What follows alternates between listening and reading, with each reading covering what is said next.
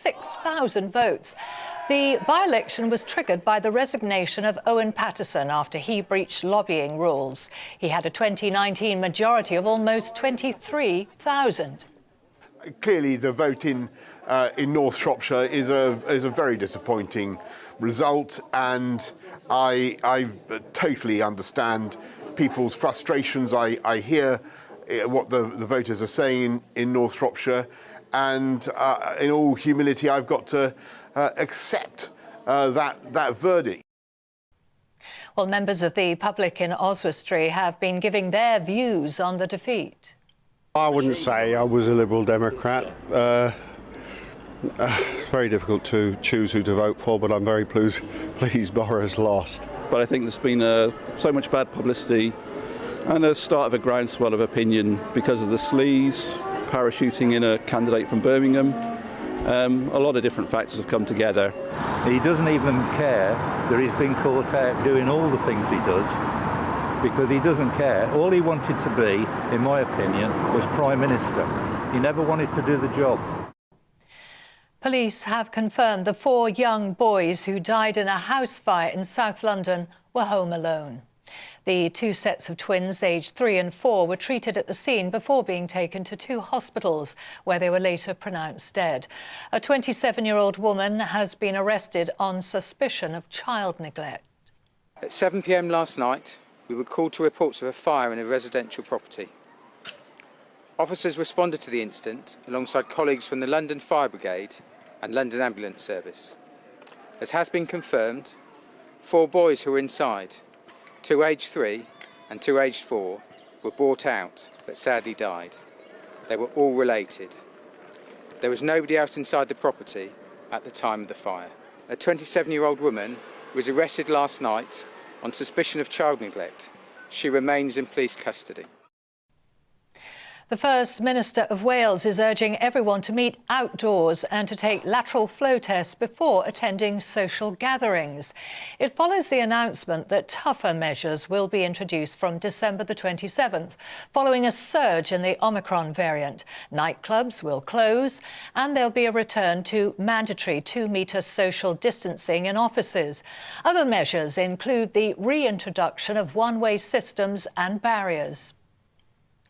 Scotland is also introducing new COVID guidance to tackle increasing cases of the virus.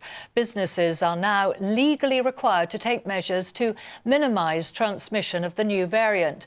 The guidance includes a return to one-way systems and the use of screens at service points. Omicron has now replaced Delta as the dominant COVID strain circulating in Scotland. And that presents a challenge because we know Omicron is significantly more transmissible than Delta. The Chancellor is holding crisis talks with businesses in the hospitality sector over COVID concerns. Rishi Sunak's under pressure to provide support to those hit by mass cancellations in the build-up to Christmas. The Chief Medical Officer has advised people to prioritise the events that matter to them. Industry experts estimate over £2 billion of trade have already been lost during the sector's busiest time of the year. France is urging the European Union to take legal action against the UK over the ongoing fishing dispute. The decision was announced after a delegation of fishermen met with French President Emmanuel Macron. It follows protests earlier this month in which they blocked several ports and British boats. France has already been given 93% of the licences it requested to fish in UK waters, but it's demanding a further 73. Rail passengers will be hit by the largest fare rise in nearly a decade. The Department of Transport has announced an increase of 3.8% from March the 1st. Rail Minister Chris Heaton-Harris says fees are being capped in line with inflation, and it will allow further investment in the railways. That's your news update. I'll be back in half an hour with the latest headlines now. Let's return to Nana Akua.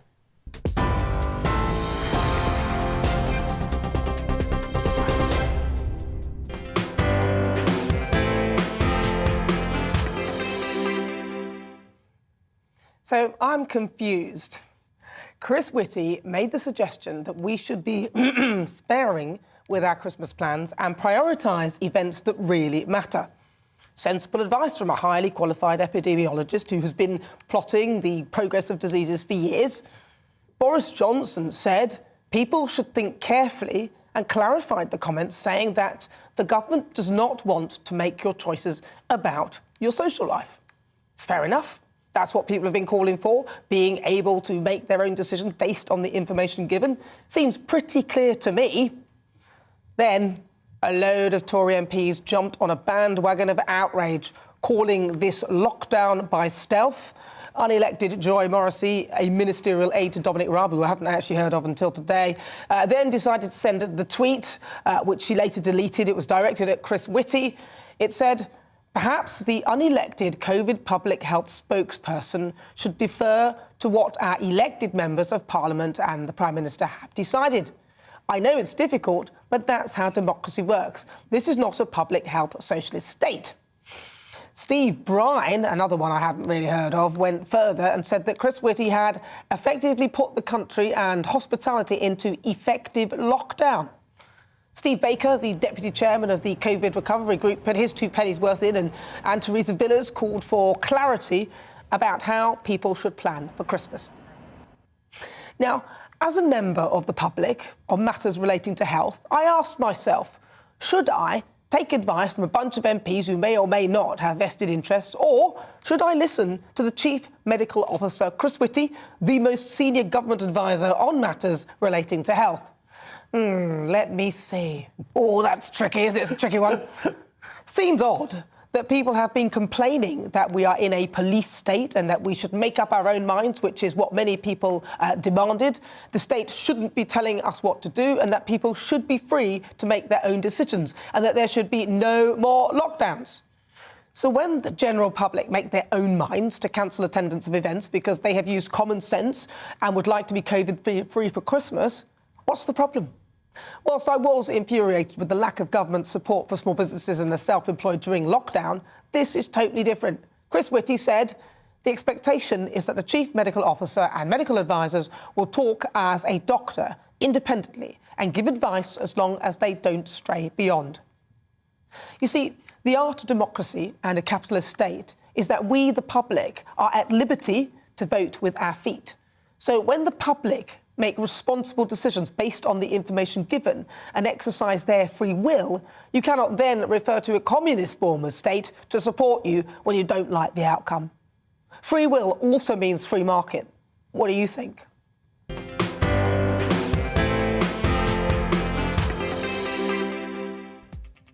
So before we get stuck into the debate, here's what else is coming up today. With Christmas fast approaching, our Friday focus at 5 today is on buy now, pay later. More than 17 million UK customers have now used the system to make an online purchase, but some MPs are calling for some regulation in the industry. I'll be joined by the CEO of the world's largest firm, Klarna. Our Great British Debate this hour. The Liberal Democrats have taken a Tory stronghold in the North Shropshire by-election, but was a vote for the Lib Dems a protest about Labour and the Conservatives? Tell me what you think on everything we're discussing by emailing gbviews@gbnews.uk, or why not tweet me at gbnews. Right, let's get started. Welcome to my panel. Broadcaster John Gaunt and Conservative commentator Calvin Robinson. Hello, good afternoon. Hi. Thanks for inviting me. A pleasure, a pleasure. So firstly, I want to discuss the story that I was talking about. And so should we be sort of judged for making our own COVID decisions? I mean, Calvin, you're always talking about liberties and our own free will and freedoms. And so when the Prime Minister says, you know, work it out for yourself, what do you want to do? And Chris Whitty warns that, you know, just be choosy about where you go, because obviously we're trying to limit the spread. Yeah. What do you think? Because others are complaining. They want something else done. I don't think that's what we're complaining about. So Joy Morrissey is one of my oldest friends. She's fantastic. She's lovely. She's a great MP. What I think she was getting at here is that the CMO's job is to advise the government. Yeah. Then the government's job is to take that advice on board and shape it into policy, maybe to take it on board with other advice from other areas. So if the chief medical advisor is giving medical advice, he'll also want to take advice from the PM will also want advice from the economists to see how the medical advice will shape the economy, and all of these things will all come into one picture that will be shaped into policy, right? What we don't want is the CMO briefing publicly against the government's policy. Because the government are the elected officials, the parliamentarians are the elected representatives. They are the ones that take on the big picture and should be at least putting forward policy that is in our best interest. I don't think it always has been, but it's certainly not the CMO's job to stand up there and say, actually, this is wrong because I think this, and you should all be doing this instead. It's not his job to do that. He doesn't dictate policy towards us. Yes, but would you say he was dictating policy? He was simply saying that be selective and prioritise your engagements. He didn't say that you cannot go to parties bigger than 500 or do this. That would be specific policy. What he said was that use your own common sense, prioritise your best things. I don't think that's policy. Do you think that's a policy? No, it's not. And if there was a policy, Kelvin would be half right in what he's accusing Whitty of. There is no policy. That's the problem. There is no clarity.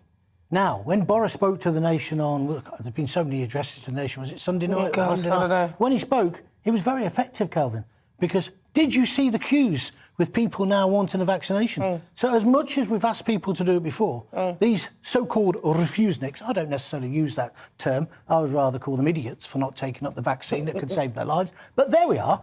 They were queuing round the block.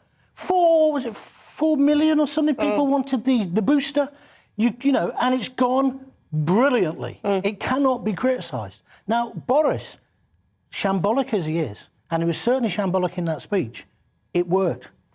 But when Whitty spoke, there was no real policy. Yeah, there wasn't. And I'm sorry, Calvin, I also want our top scientific officers to tell us what they really think. Yeah. And there are too many people who are not medically qualified or scientifically qualified who have been calling these people idiots. I agree. You've just done the very thing right? on this show. You are not medically qualified, but you're calling people idiots for making a decision different to your That's own. my opinion on their refusal You're proving to have it. You're proving your own points, John. It's fantastic. That's it's good to see. ridiculous. So let me break down everything else listen, that you just if we're going to have a debate, we're going to have a my turn to talk. This is how it works. You talk, then I talk. That's how it works on this programme. Oh, go on. Let me break down everything else.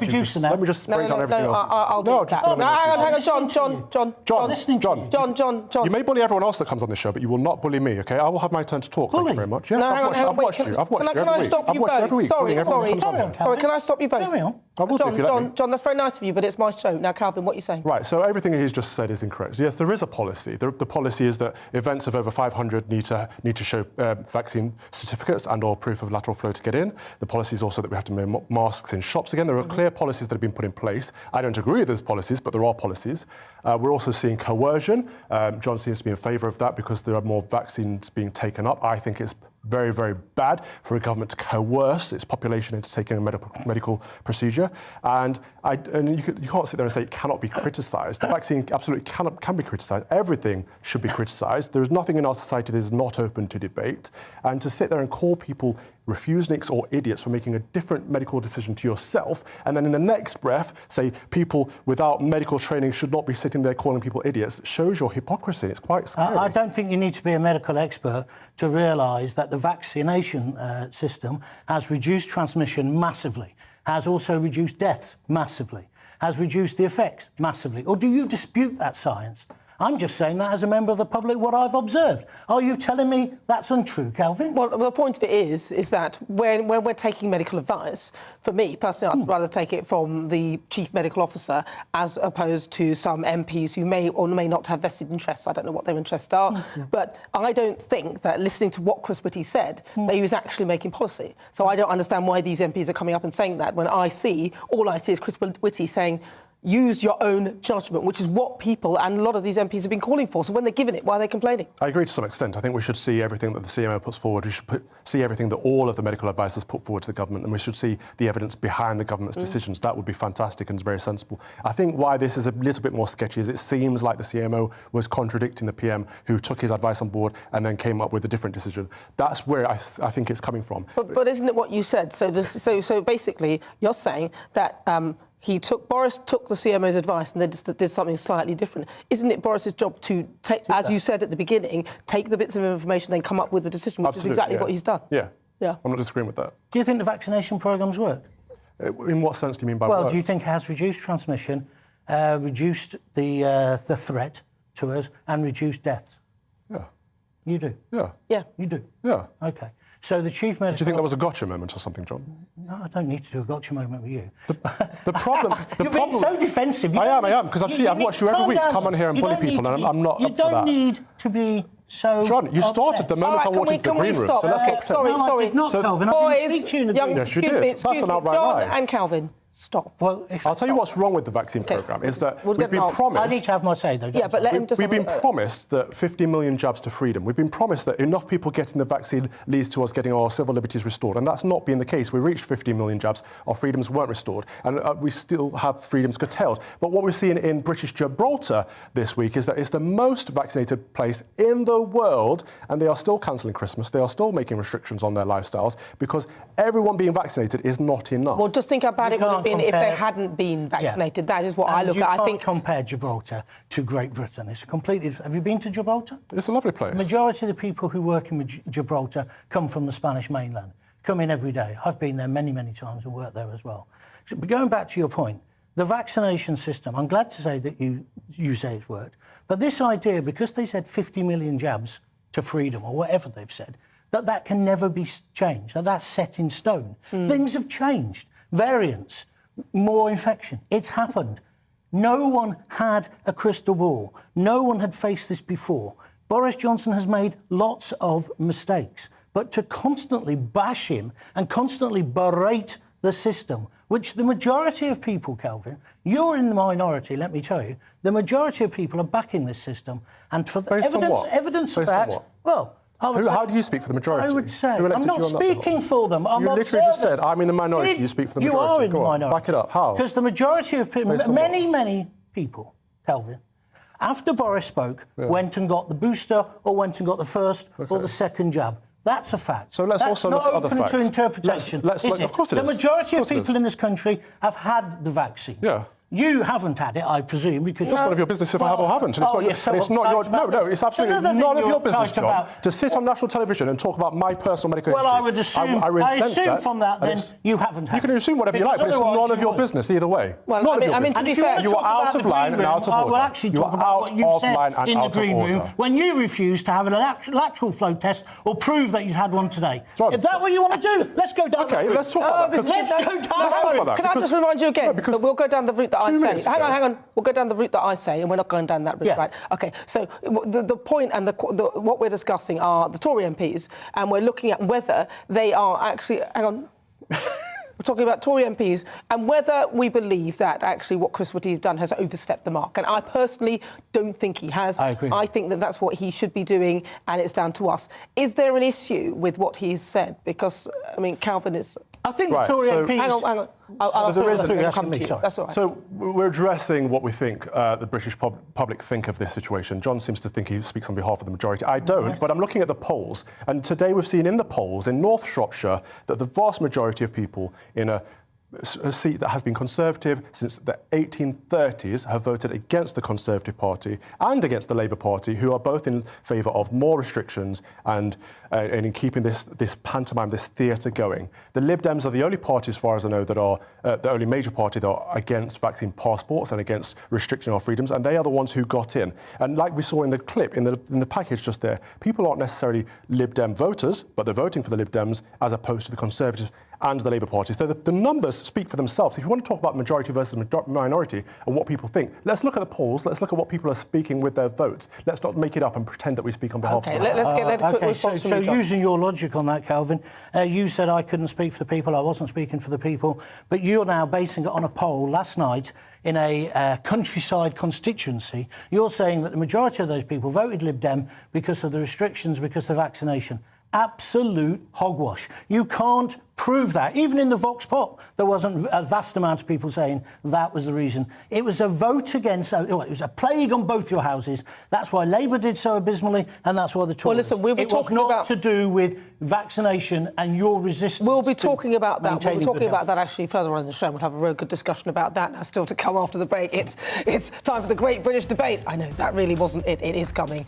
A huge defeat for the Conservative Party at the North Shropshire by-election. We've touched on it already. Already, the Liberal Democrats have overturned their 23,000 majority to take the seat by 5,000 votes.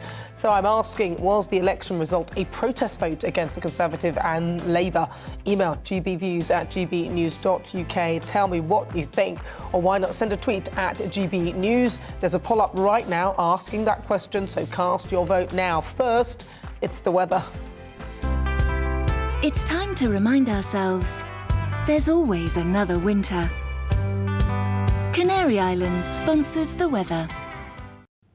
Hello again. This weekend we've got high pressure in charge of our weather, which brings dry and rather cloudy weather with the risk of some dense fog. And it will feel quite chilly as well. There's not much wind around over the weekend, and that means that fog will be persistent and temperatures will struggle to rise where we do see the persisting cloud and indeed fog. Now, as we take a look through the next few days, you can see certainly through tonight, we've got a lot of fog across some eastern areas of the UK. So fog warning is in force from the Met Office, and that remains in force until midday on Saturday. Elsewhere, lots of cloud overnight. Where we do see some clearer skies, though, for eastern Scotland and northeast England, we could see some frost as we start tomorrow morning. Quite windy, though, across the far southwest. And those winds will be quite gusty for a time across Cornwall. Elsewhere, though, with the light winds, it means that fog will be stubborn to clear. So for some places, it may not clear through the day on Saturday, staying gloomy and grey. To the west of the UK, some brighter spells are possible. I think the best of any sunshine will be across Scotland. Temperatures struggling, though, for many staying in single figures, maybe just getting to 10 degrees in the far southwest. That's 50 Fahrenheit, but with a breeze, it will feel cooler. And then the fog becomes more widespread again on Saturday night. We could see some fog getting into parts of Wales, southwest England as well. So for some places, grey and gloomy remains the picture for the next couple of days. Some clearer skies, again, leads to a frost across parts of Scotland, maybe northern England, perhaps parts of Wales as well, although cloud amounts will come and go through the night. Then as we go into Sunday, that fog could again persist across some parts of the country, especially through the Midlands and northern England. That's where we could see it lasting all day. Where it does, temperatures will stay close to freezing, but away from that, it'll be just that little bit colder. As we go into next week, stays grey for many, a few sunny spells and cold. Bye-bye. Canary Islands sponsors the weather.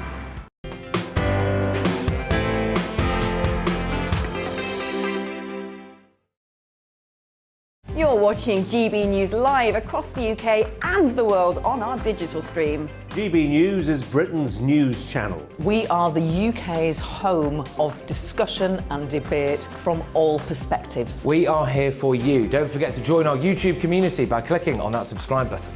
And if you want the GB News app, you can click and catch up on programmes anytime. We love to hear from you, so email us. gbviews@gbnews.uk. Thanks for being part of the GB News family. My name is Andrew Doyle. Join me every Sunday evening at 7 p.m. for Free Speech Nation. This is a show where we address current affairs and news stories of the week with the help of two wonderful comedian panellists. I brought in comics because I want to give it a lighter edge, and also they work for less. See you there.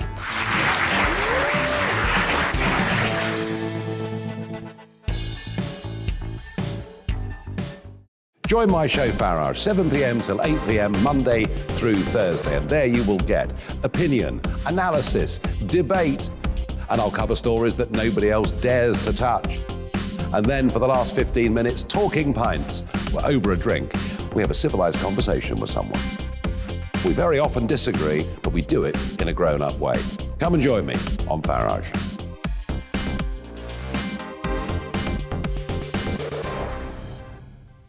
I'm Colin Brazier.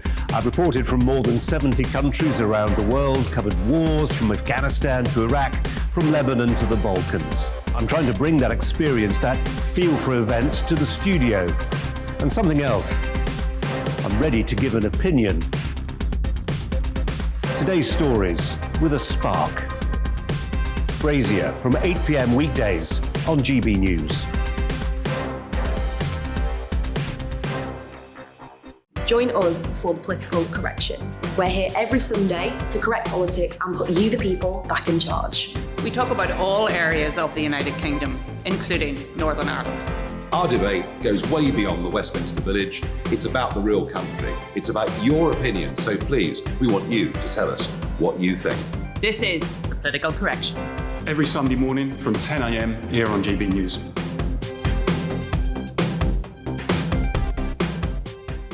You're watching GB News live across the UK, the world and our digital stream. GB News is Britain's news channel. We are the UK's home of discussion and debate from all perspectives. We're here for you. Don't forget to join our community by hitting the subscribe button.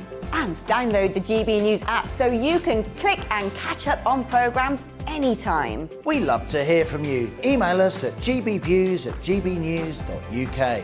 Thanks for being part of the GB News family.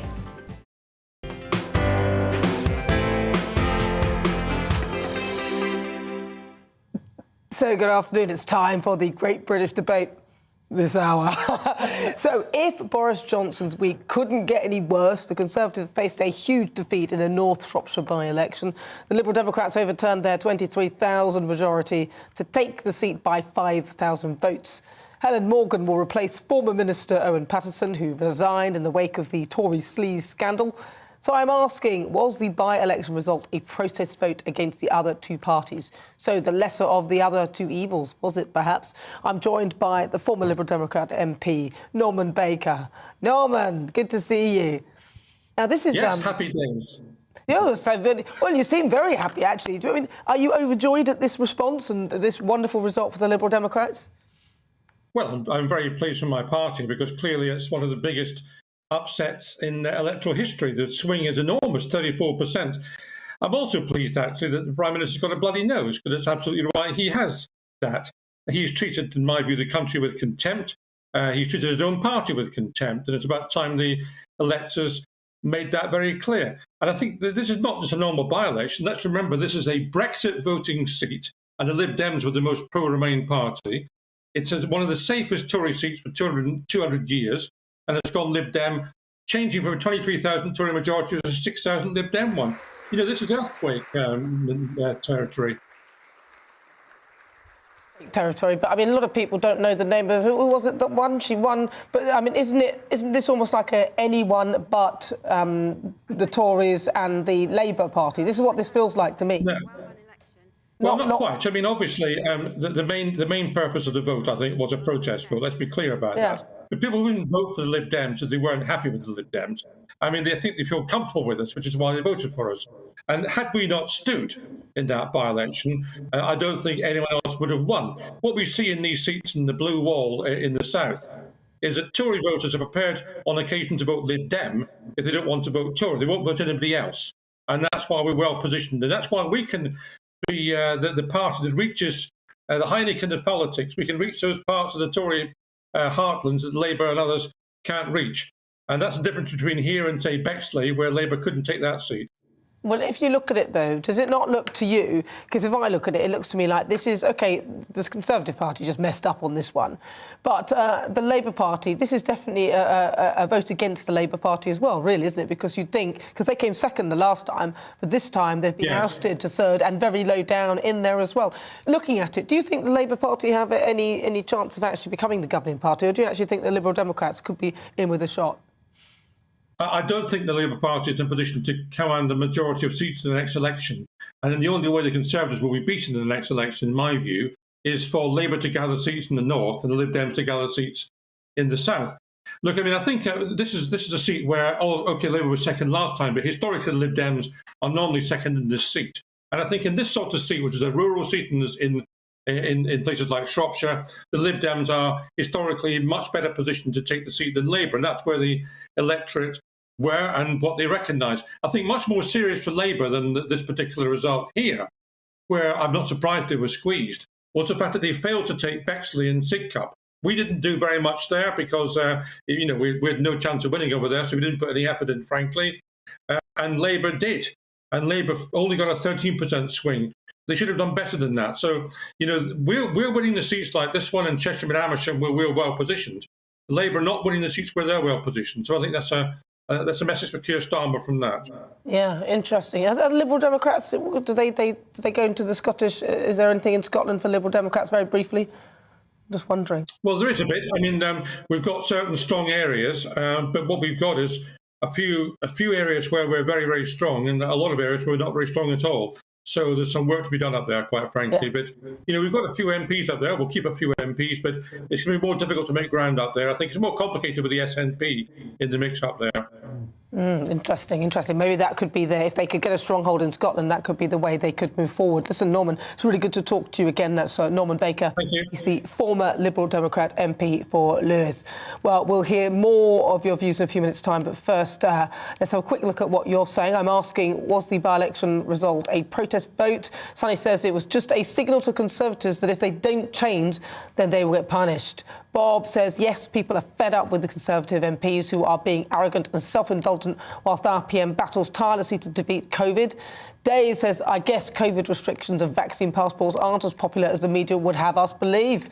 But we'll hear more of your thoughts after the break. I'll be asking my panel what they think as well. But first, let's get an update on your latest news headlines.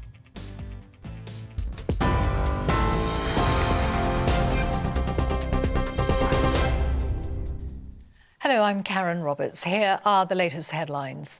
Daily COVID cases in the UK have hit a record high for the third day in a row. More than 93,000 cases were reported in the past 24 hours, almost 5,000 more than yesterday. It's the highest daily total since the pandemic began. The Prime Minister says he takes personal responsibility for the Conservatives' North Shropshire by-election defeat. Boris Johnson's comments come after the party lost a seat that it held for almost 200 years. The Lib Dems candidate, Helen Morgan, won by nearly 6,000 votes in a by-election triggered by the resignation of Owen Paterson. Police have confirmed the 4 young boys who died in a house fire in South London were home alone. The 2 sets of twins, aged 3 and 4, were treated at the scene before being taken to 2 hospitals where they were later pronounced dead. A 27-year-old woman has been arrested on suspicion of child neglect. And rail passengers will be hit by the largest fare rise in nearly a decade. The Department of Transport has announced an increase of 3.8% from March the 1st. I'll be back at the top of the hour with a full news update.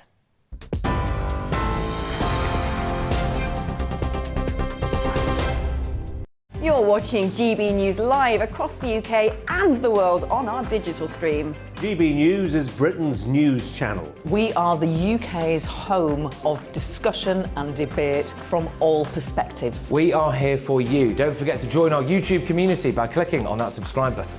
And if you want the GB News app, you can click and catch up on programmes anytime. We love to hear from you, so email us. gbviews@gbnews.uk. Thanks for being part of the GB News family. My name is Andrew Doyle. Join me every Sunday evening at 7 p.m. for Free Speech Nation. This is a show where we address current affairs and news stories of the week with the help of 2 wonderful comedian panellists. I brought in comics because I want to give it a lighter edge, and also they work for less. See you there.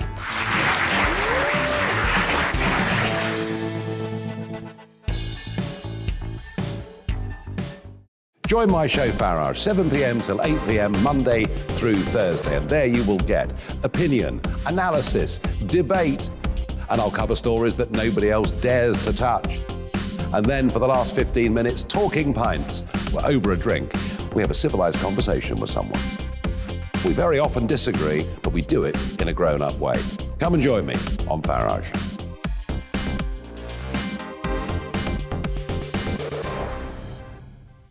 I'm Colin Brazier. I've reported from more than 70 countries around the world, covered wars from Afghanistan to Iraq, from Lebanon to the Balkans. I'm trying to bring that experience, that feel for events, to the studio. And something else. I'm ready to give an opinion. Today's stories with a spark. Brazier from 8 p.m. weekdays on GB News.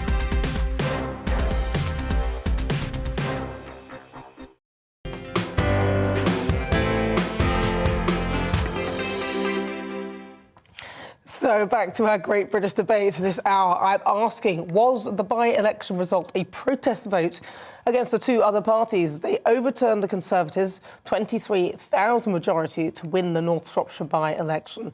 Let's see what my panel make of that. Calvin and John, I'm going to start with you, Calvin. Was it a protest vote, would you say? 100%. Norman pretty much spelled it out there that the Lib Dems don't really have a full list of policies yet. We don't really know what they stand for anymore. But the clue is in the name, the Liberal Democrats. They should stand for protecting our civil liberties. They should stand for democracy. And they have been against the vaccine passport, so at least they're coming along the right way finally. If they were the party that were against all of the measures that the Conservative government have put in place, they could get a lot of support. Because as we know, the opposition, as in the Labour Party, have been pretty much in line with the Conservatives throughout, saying we just want harder restrictions, longer restrictions. There hasn't been a real opposition in that sense. There hasn't been much challenge. But as we know, this is a very, very strong Conservative seat, always has been, and this is the first time it's been turned. And it didn't go to Labour, it didn't go to the opposition. Therefore, I'm suspecting that the reason it's gone to the Lib Dems is because of the vaccine thing. If it was, do you think it's to do with that? Because, I mean, to me, look, vaccine passports, a lot of people I speak to, most people really don't give two hoots about them. A lot of them say, listen, the vaccine passport scheme was either you show vaccination status or you have a lateral flow test. I mean, or neither. So there it is. So that's all the discussion was there. So I don't think that would be strong enough for them to be winning the seat on, because I think the majority of people out there would say the vaccine passport scheme, if that's what it is based on, wouldn't be that bothered about it. What do you think they won the seat on then? I think they won the seat, frankly, because there was nobody else. This is almost like the whole anyone but Trump thing, where you end up with somebody else. You end up with Sleepy Joe or something like that. I think you're being a bit unfair to the Liberal Democrats. I mean, it's the first time ever I've seen Norman Baker, and I've had to agree with mostly everything he said. Really? Yeah, I mean, they deserve credit. They swamped that seat to make sure they won. So they did good campaigning. They did the old-fashioned thing. Well, it wasn't difficult under the circumstances, was it, really? But what it was about, it's nothing to do with people and the vaccine passports. It's everything to do with sleaze and the fact that Boris Johnson gave them this victory. Because Boris Johnson, if you remember the history, he supported Owen Paterson. Yeah. He should have thrown him to the wolves. Then there wouldn't have been, or either thrown him to the wolves, thrown into the wolves in the sense of him having to take the time off from Parliament, therefore this would never have ended up in an election, or he should have condemned him. And then in the by-election, they might have had a chance of not losing so badly. OK. It was about sleaze. Well, if it was about sleaze, then how come the Labour Party didn't win them? Because they came second last time. You'd think that they'd be the next ones in line. If you're saying that's what you think. No, well, the Labour Party's got no leadership, and this is a traditional Conservative seat, and it's a largely rural seat. So they will, like people in Cornwall, and you brought up the subject of Scotland, parts of, remember Charlie Kennedy, they will get people in those rural areas to vote Lib Dem. That's what I'm saying. I haven't finished. For Calvin to think it was something as if the countryside are up in arms about vaccine passports, you've just been living and working in London too much, Calvin. I don't live in London. That agenda, I know you live in Oxford, which is a version of London. But it's not London. No, OK, it's not London. But that's not... Look, hang on, wait. Where Calvin all is about isn't Oxford, really relevant. Calvin. My daughter studied there at a proper college. But the bottom OK, well, let him, Calvin, respond, because John is saying that it's all about... It's a sort of... to do with sleaze. He's talking about it's more metrocentric, that's why it's happening. It's to do with sleaze. Yeah. Nothing to do with vaccine passports at all. Absolutely nothing. If John would give me the opportunity to talk, I we're was coming about to to agree with him. Let me finish. It's just impossible to work with you. It has a lot to do with sleaze, actually. Not so much the Owen Paterson thing. I don't think a lot of people care about that. But the hypocrisy around the government. For example, restricting our freedoms around Christmas last year. Not really cancelling Christmas, but actually putting a lot of restrictions in place at the same time as having their parties. I think that's been a big story over the last couple of weeks, and that has fed into the whole sleaze premise of the party. So there is something in that, definitely. But also, I suspect that people don't like the way that Labour government keep focusing on the sleaze, so which is why nobody really wanted to vote for them either, because we're sick and tired of people just, the only way the Labour government seemed to, or the Labour potential government seemed to want to bring out this government is by focusing on mistakes. And when you're actually at the front, it's very easy for people to find things that you've done wrong. And you sit in the wings. We don't know whether any of the Labour Party or people within there broke the rules. Well, there's already rumours they have. But, I mean, the problem is you can't defend Boris's spads having those parties. And I'm not going to defend them. They should have all got sacked. But Boris, what you have to factor into all of these things, yes, they lost, and today he took responsibility. Have you seen the speeches where he said it was me? But people do like Boris.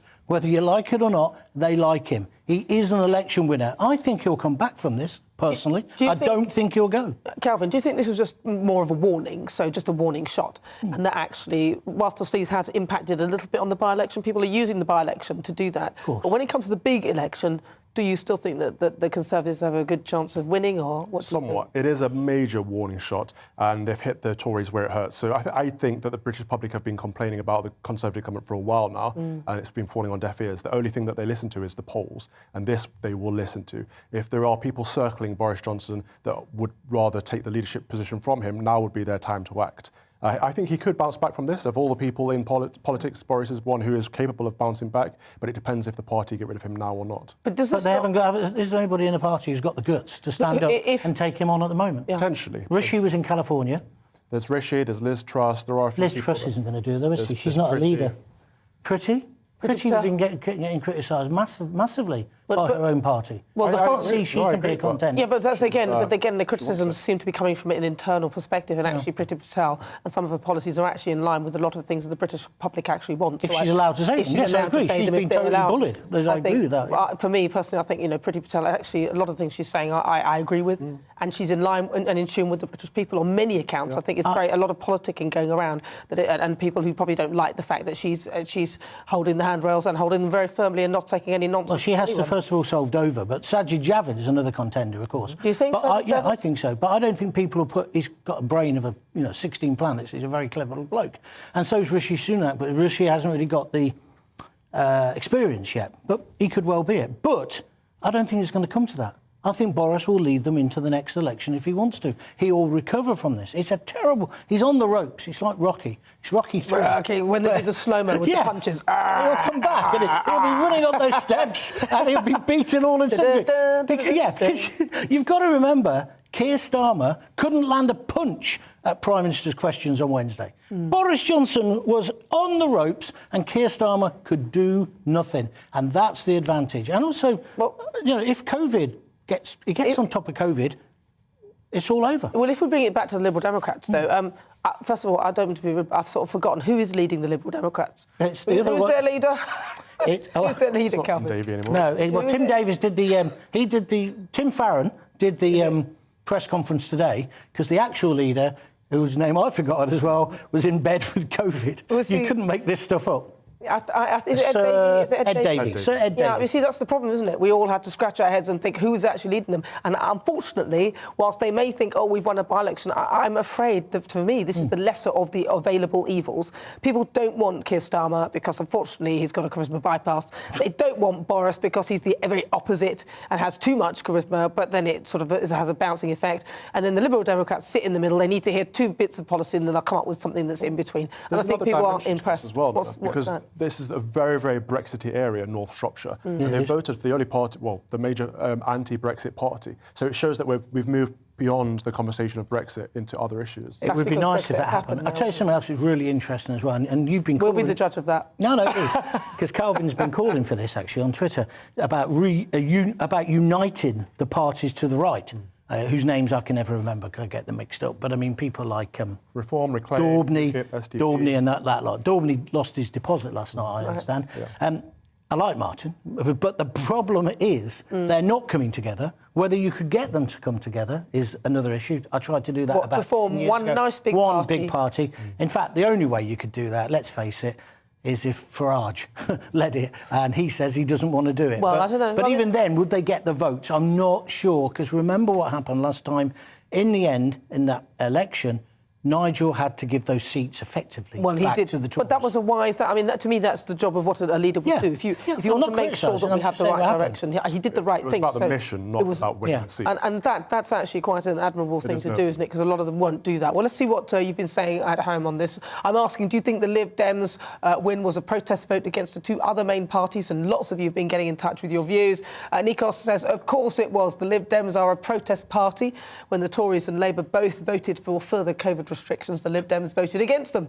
That is the only reason they won. You couldn't protest vote anyone else, as they'd all agree. Wolfie says the Tories got complacent with Labour being unelectable and thought that there was no alternatives. The fact that people who lent them their vote in 2019 are willing to go to the Lib Dems should be a wake-up call. Lucy says, well, the established Conservatives would hardly vote for Labour ever. The lesser of the two evils were the Lib Dems, and the vote itself was down. The clock is definitely ticking on our politics, and it's a mess. Tom says the fuss over sleaze and the Christmas parties is a distraction. What Conservative voters want is a real Conservative party. Whatever that means. Yeah, I hear you. See, so that's what the viewers are saying. They are talking about, actually saying that it is the lesser of the two evils. That's what I personally think. I do believe that. I think that line about they want a real Conservative party, maybe there's some common ground here with Kelvin. I think that is true. He's been a bit of a disappointment, hasn't he, on lots of levels. I mean, maybe on your level, more about the pandemic. Yeah. On my level, it would be we've not been tough enough on the EU situation, the fishing and whatever else, and law and order and crime. It seems like every day there's another horrific crime, and that's what people want from a Conservative government. Both of those things are true, but also the biggest issue I think facing us is the immigration problem, the illegal immigration problem across the channel. Conservative voters want it solved. We've heard from, as you said rightly, Priti Patel many times that she'll get this done. It hasn't been done yet, so we need to stop. We need to cut all of this illegal immigration. Yeah, that's no good. That's easier said than done, isn't it? Now let's have a look at the poll, because currently there's a poll up on Twitter today throughout the show. I'm asking, was the by-election result a protest vote? Currently 93% of you say yes and 7% of you say no. So they do agree that it's a protest vote. It's not really the policies. And in a way, that's not that great for the Liberal Democrats to hear that, because ultimately it means that nobody knows what they stand for. I don't think they know what they stand for. Is their banner orange? Is it yellow? Who knows? So they have to build on this victory, don't they? Well, they effectively need to get the policies. But don't get comfortable. And did you wear this dress on purpose? Well, you see, but you see, they probably wouldn't be able to decide what colour it was either, because they don't know what they are. Interesting. But we'll see. I mean, they've got half and half. They have, haven't they? Like sometimes when I was sort of driving around, and remember during polling and the election and all that, I see people putting up their banners saying they support the Liberal Democrats, and half of the banners, some of them were in a yellow colour, others with an orange colour, and it was like, oh gosh, which colour are they? But listen, still to come after the break, should GPs prescribe tough love? A new survey suggests that 92% of UK adults don't feel that their doctor holds them accountable for their health. But first, let's take a look at the weather. It's time to remind ourselves there's always another winter. Canary Islands sponsors the weather. Hello again. This weekend we've got high pressure in charge of our weather, which brings dry and rather cloudy weather with the risk of some dense fog. And it will feel quite chilly as well. There's not much wind around over the weekend, and that means that fog will be persistent and temperatures will struggle to rise where we do see the persisting cloud and indeed fog. Now, as we take a look through the next few days, you can see certainly through tonight we've got a lot of fog across some eastern areas of the UK. So fog warning is in force from the Met Office, and that remains in force until midday on Saturday. Elsewhere, lots of cloud overnight. Where we do see some clearer skies, though, for eastern Scotland and northeast England, we could see some frost as we start tomorrow morning. Quite windy, though, across the far southwest. And those winds will be quite gusty for a time across Cornwall. Elsewhere, though, with the light winds, it means that fog will be stubborn to clear. So for some places, it may not clear through the day on Saturday, staying gloomy and grey. To the west of the UK, some brighter spells are possible. I think the best of any sunshine will be across Scotland. Temperatures struggling, though, for many staying in single figures, maybe just getting to 10 degrees in the far southwest. That's 50 Fahrenheit, but with a breeze, it will feel cooler. And then the fog becomes more widespread again on Saturday night. We could see some fog getting into parts of Wales, southwest England as well. So for some places, grey and gloomy remains the picture for the next couple of days. Some clearer skies, again, leads to a frost across parts of Scotland, maybe northern England, perhaps parts of Wales as well, although cloud amounts will come and go through the night. Then as we go into Sunday, that fog could again persist across some parts of the country, especially through the Midlands and northern England. That's where we could see it lasting all day. Where it does, temperatures will stay close to freezing, but away from that, it'll be just that little bit colder. As we go into next week, stays grey for many, a few sunny spells and cold. Bye-bye. Canary Islands sponsors the weather. On Mark Dolan tonight, we have a simple plan, which is to inform, stimulate and entertain in equal measure. It's all about getting your opinions on the national television airwaves. I love my viewer emails, mark@gbnews.uk. So do join me from 9 p.m. to midnight every Friday, Saturday and Sunday for big guests, big opinions and a big presenter. 6'5", don't you know? See you then on GB News.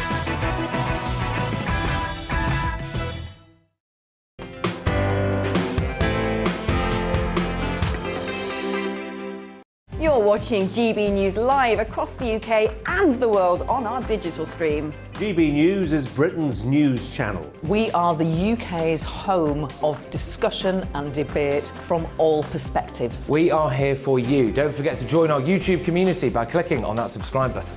And if you want the GB News app, you can click and catch up on programmes anytime. We love to hear from you, so email us. gbviews@gbnews.uk. Thanks for being part of the GB News family. My name is Andrew Doyle. Join me every Sunday evening at 7 p.m. for Free Speech Nation. This is a show where we address current affairs and news stories of the week with the help of two wonderful comedian panellists. I brought in comics because I want to give it a lighter edge, and also they work for less. See you there.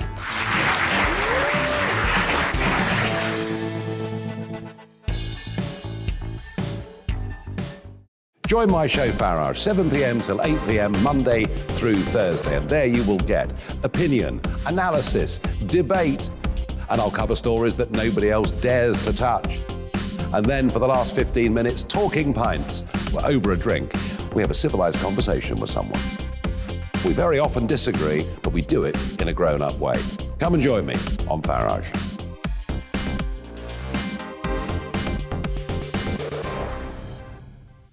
I'm Colin Brazier. I've reported from more than 70 countries around the world, covered wars from Afghanistan to Iraq, from Lebanon to the Balkans. I'm trying to bring that experience, that feel for events, to the studio. And something else. I'm ready to give an opinion.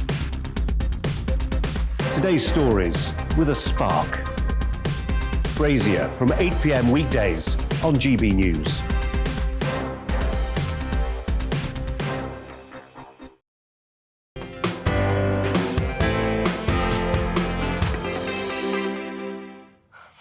Now, a question for you. Do you ever think that your GP should be more honest with you? A new report has revealed that 92% of Brits feel their doctors don't hold them accountable to their health and wellness targets. So I'm asking, should GPs prescribe tough love? I'm joined by Dr. Veena Babu, who is an NHS GP. So welcome to the programme. Thank you for having me. Are doctors slightly sort of dishonest with their patients when it comes to things and sort of giving people a sort of gently, softly approach? I definitely don't think we're dishonest to our patients. We're always honest. But I think it's also about, let's say, about taking ownership. It's about responsibility. Eventually, you want them to come back. You want them to be in charge of their own health. And you can advise and say as much as you want, but eventually it comes down to the person, right? You want to make that change. So if someone is actually motivated, and you often see that energy with patients where they say, I want to lose this weight, or I want to get my blood pressure in check. When they have that inert motivation, it's much easier to hit those goals. It's interesting, isn't it? Because I used to work in, well, I still do work in fitness, and, you know, telling somebody that, look, you're overweight, you eat too much, basically, and stuff like that. I mean, I find GPs are, you know, saying, oh, well, you know, because you're overweight, but people don't even want to use the term fat or obese or... I mean, it does seem that GPs sometimes do tend to be having this very soft, gentle approach and not just cutting straight through and just telling people how it is. Yeah, I mean, so you don't want to, we're not here to judge anyone, right? We're not here to have a prejudice against certain people because you have to respect there are internal pressures, there are external pressures. We've just come out of a pandemic. People may not have had access to, say, healthier food, not have had access to facilities like gyms locally, may have had multiple kids to look after, lots of new responsibilities, you know, working from home. So you have to look at the entire picture together and think, what is realistic and measurable for each person? So I agree with what you're saying. We might have been soft, but I also think we definitely have to hold each other accountable, and that is the way forward, definitely. What about all the lack of face-to-face appointments as well? Because, I mean, for me, I personally quite like it. I don't want to go to the GP surgery where there's a chance of catching some airborne thing that somebody's going to have got, whatever.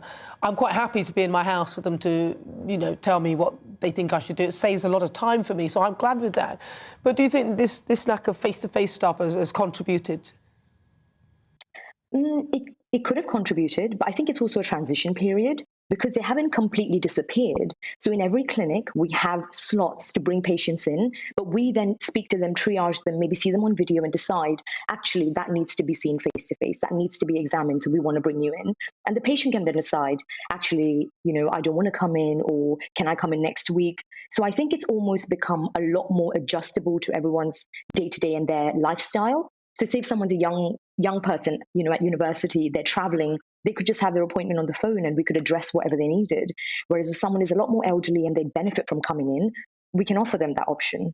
But in terms of holding someone accountable, I agree with you. Having someone in front of your face telling you, actually, why haven't you hit this target, is a lot more serious than maybe on the phone where you might not take it as seriously. Tricky job, Veena, but you do a great job. Veena, thank you so much for talking to us. That's Veena. Thank you. She's an NHS GP. So let's bring in the panel into the conversation. John and Calvin, what do you think? Start with you, John. Do you regularly visit your GP, or do you? And this is not how many times and where is it and all that. I'm not asking about. I'm not infringing on his liberties. You're infringing on my medical records. I don't know about your medical records. No, I just want to know. No, I don't. Your relationship with your GP. What's it like? No, it was my pharmacist who told me to lose a lot of weight and to get in control of my type 2 diabetes, which I did. But going to this thing at the moment, there is too much GP bashing. That's what's wrong. In between bashing Boris, easy for me to say, they're now starting on the GPs. The GPs, I was glad to hear you say, you're doing a great job. They are doing a great job. They're under incredible pressure at the moment. Doing appointments which aren't face-to-face are just as difficult. In fact, they do more. So I just think we need to go back to the idea that the NHS, free at the point of delivery, it needs reform in places, but it's a contract between you and the doctor. And that's what people have forgotten. What do you think, Calvin? I don't think GPs are doing a great job. I think they've closed down for the last 21 months. There are so many people who are struggling to not just get a face-to-face appointment, but to get a phone call with their GP. They're having a real difficult time, and people are going undiagnosed with serious illnesses because of it. It's disappointing. Whereas at the same time, GPs are giving the jab left, right and centre, getting that extra £15 per jab or £30 for a kid. The incentives are there for them to do something that is actually leaving, cancer sufferers and diabetes sufferers behind. It's very sad. Sorry, stop. No, I'm going to say, because you're saying about cancer sufferers, but the idea of giving people jabs is trying to stop the beds in the NHS being sort of clogged up with people. The beds will get more clogged up if people with more serious illnesses. No. All I'm saying is, let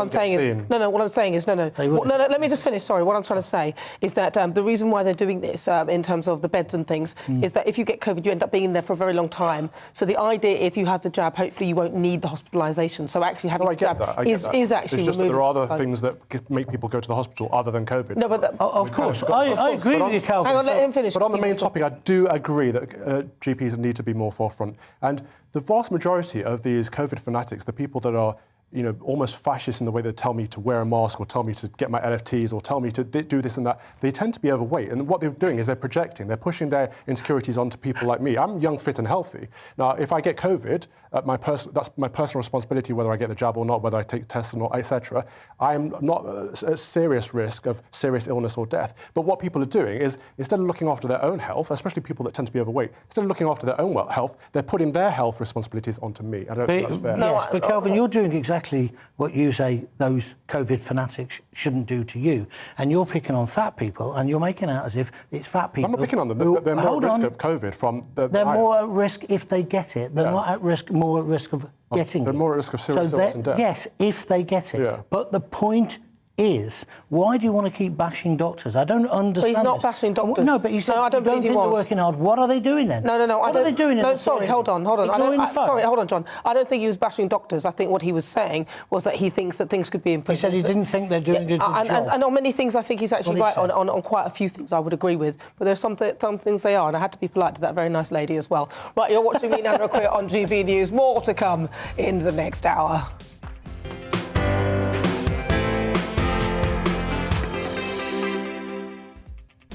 Good afternoon, I'm Nana Akua. For the next hour, me and my panel will be taking on some of the big topics hitting the headlines right now. This show is all about opinion. It's mine, it's theirs, and of course it's yours. We'll be debating, discussing, and at times we will disagree, but no one will be cancelled. Joining me, broadcaster John Gaunt and also Conservative commentator Calvin Robinson. Still to come, each Friday at 5, we'll put the spotlight on a particular guest or a subject matter in my feature Friday Focus. And this week, I'm joined by Labour MP Stella Creasy, who's calling for stronger regulation on buy now, pay later. With more than 17 million UK customers now having used the system to make online purchases, I'll also be joined by the CEO of the world's largest firm, Klarna. And the Great British Debate this hour. New research suggests that almost 40% of UK adults see the EU as our most vital partner. But with the ink still wet on the new trade deal with Australia, do we really need the EU? So what do you think? Are they the neighbours from hell? Let me know your thoughts. Email gbviews@gbnews.uk or tweet us at GBNews. But first, get your latest news headlines.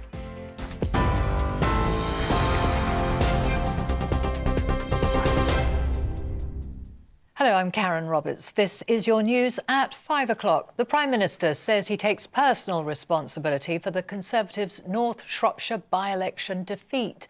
Boris Johnson's comments come after the party lost a seat that it held for almost 200 years. The Lib Dems candidate, Helen Morgan, won by nearly 6,000 votes. The by-election was triggered by the resignation of Owen Paterson after he breached lobbying rules. He had a 2019 majority of almost 23,000. Clearly, the vote in North Shropshire is a very disappointing result, and I totally understand people's frustrations. I hear what the voters are saying in North Shropshire, and in all humility, I've got to accept that verdict. Members of the public in Oswestry have been giving their views on the defeat.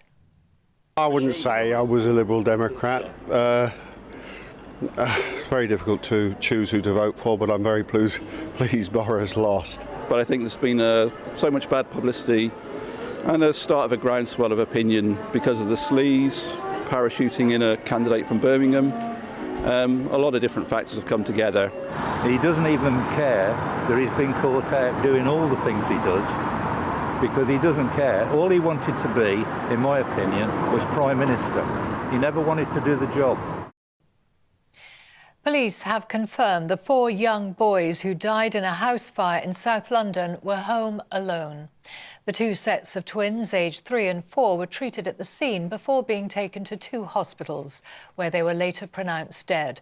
A 27-year-old woman has been arrested on suspicion of child neglect. At 7 p.m. last night, we were called to reports of a fire in a residential property. Officers responded to the incident alongside colleagues from the London Fire Brigade and London Ambulance Service. As has been confirmed, 4 boys who were inside, 2 aged 3 and 2 aged 4, were brought out but sadly died. They were all related. There was nobody else inside the property at the time of the fire. A man who killed his 2 young children and his girlfriend has been given 3 mandatory life sentences with a minimum of 40 years. Jordan Monaghan smothered his newborn daughter in January 2013. Later, in August, he also smothered his toddler son. Then, while on police bail in 2019, he killed his new girlfriend with an overdose of prescription drugs. The Prime Minister will hold a COBRA meeting over the weekend with the devolved administrations to discuss the response to the Omicron variant. It comes as daily COVID cases in the UK hit a record high for the 3rd day in a row. More than 93,000 cases were reported in the past 24 hours, almost 5,000 more than yesterday. It's the highest daily total since the pandemic began. The First Minister of Wales is now urging everyone to meet outdoors and to take lateral flow tests before attending social gatherings. It follows the announcement that tougher measures will be introduced from December the 27th, following a surge in the Omicron variant. Nightclubs will close and there'll be a return to mandatory 2-metre social distancing in offices. Other measures include the reintroduction of one-way systems and barriers. Scotland is also introducing new COVID guidance to tackle increasing cases of the virus. Businesses are now legally required to take measures to minimise transmission of the new variant. The guidance also includes a return to one-way systems and the use of screens at service points. Omicron has now replaced Delta as the dominant COVID strain circulating in Scotland. And that presents a challenge because we know Omicron is significantly more transmissible than Delta. The Chancellor is holding crisis talks with businesses in the hospitality sector over COVID concerns. Rishi Sunak is under pressure to provide support to those hit by mass cancellations in the build-up to Christmas. The Chief Medical Officer has advised people to prioritise the events that matter to them. Industry experts estimate over £2 billion of trade have already been lost during the sector's busiest time of the year. Rail passengers will be hit by the largest fare rise in nearly a decade. The Department of Transport has announced an increase of 3.8% from March the 1st. Rail Minister Chris Heaton-Harris says fees are being capped in line with inflation, and it will allow further investment in the railways. I'll bring you the latest headlines in half an hour's time. Until then, it's back to Nana Akua.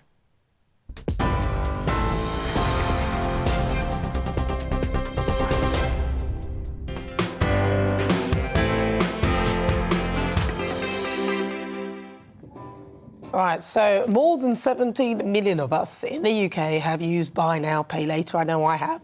Now, these schemes are things that you can do to make online purchases. And there's firms like Klarna, Lay-Buy and ClearPay, which allow people to manage their shopping either by postponing their bill for a short while or splitting it into a number of payments over time, interest-free. And also the good thing about it is there's no real sort of credit checks as well. Viewer Warren Jenkins from Northern Ireland got in touch. He says his experience has been positive. They keep you on top of everything. They will text you and they will also email you to let you know when your next payment is due. And at the bottom of that, they just ask that you ensure that you have funds in the account just for when the payment is due. With ClearPay, my credit limit is now standing at £1,000. And again, it's great that that's there, but I don't imagine ever need to use that much. They now are introducing cards that are virtual cards that are downloaded onto the app.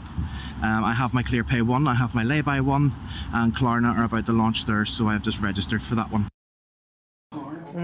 You see, and so the concept is not a bad one, but Labour MP Stella Creasy has been calling on the government to do more to regulate Buy Now, Pay Later lenders. Stella joins me this afternoon. Hello, Stella, good afternoon. Thank you for joining me. Hi, Nana.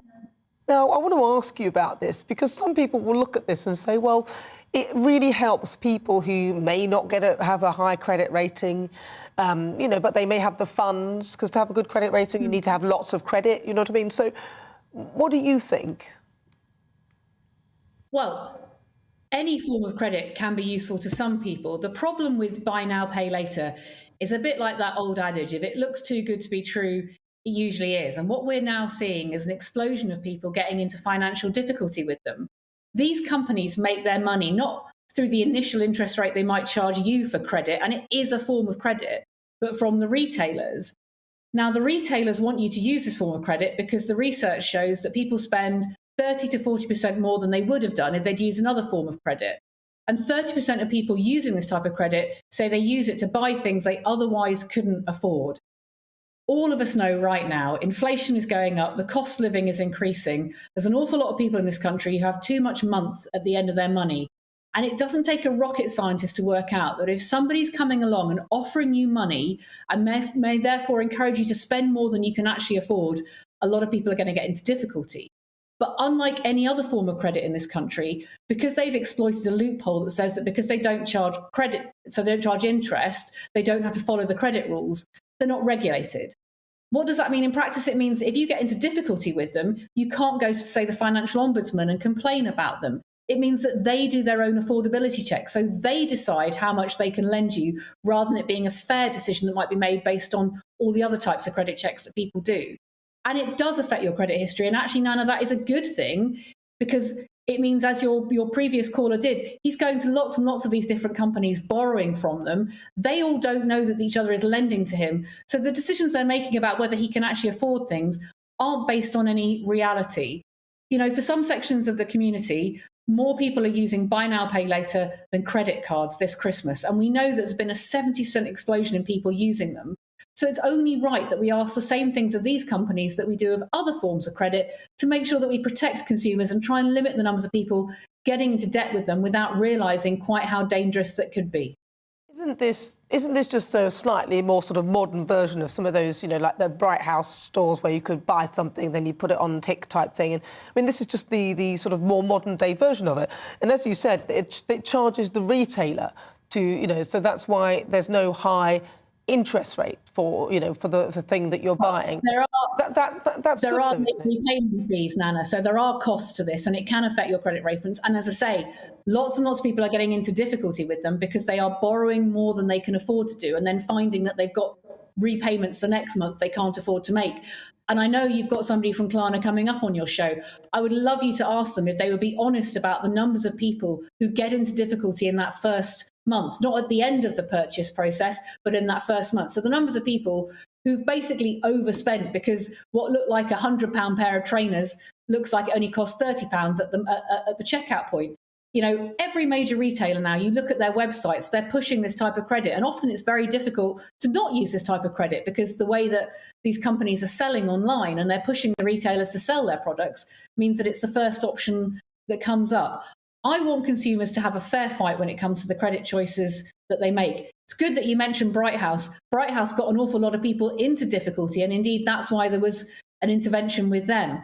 But right now, that intervention couldn't happen with these companies because there's no protection at all. If you've been mis-sold credit by a buy now, pay later company, you can't go to the financial ombudsman to help you get the protection and help make sure that that doesn't happen to you. And that's really worrying because thousands of people did get into difficulty with Bright House, and that's why there was an intervention.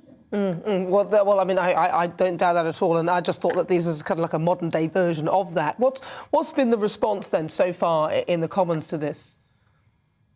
Well, you know, this is, I have to just say what all these companies try to say is that just because they're using new technology and they're doing payments on your phone, that somehow old fogies like me don't understand.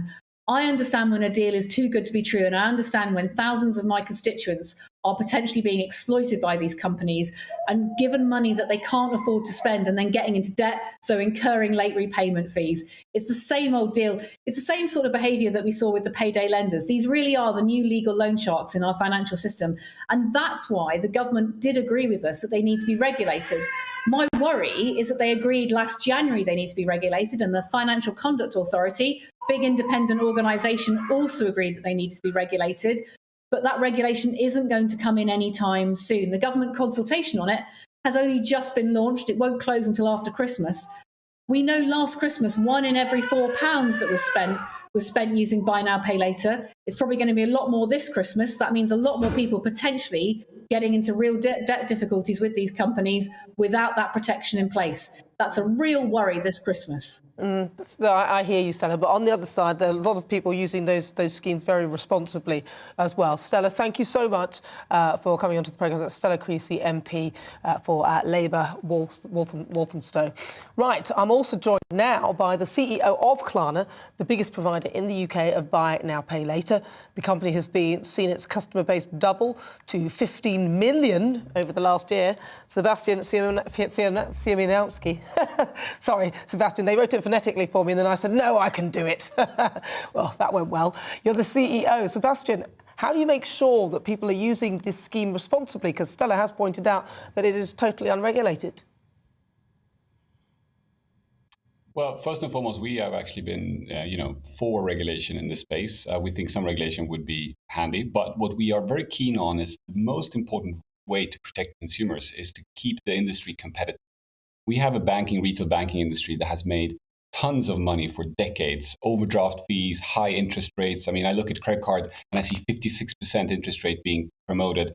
And this is such a much better alternative to those options. So if you look at our underwriting and how we actually take decisions, it's very different than a credit card that gives you kind of, you go through a couple of checks and then you get like £5,000 to spend on your limit or some crazy amount like that. In our case, you make a single purchase, £20, £100, and then you pay it off and you show through paying off that debt that you can use the product responsibly, and then we slowly increase that limit for you.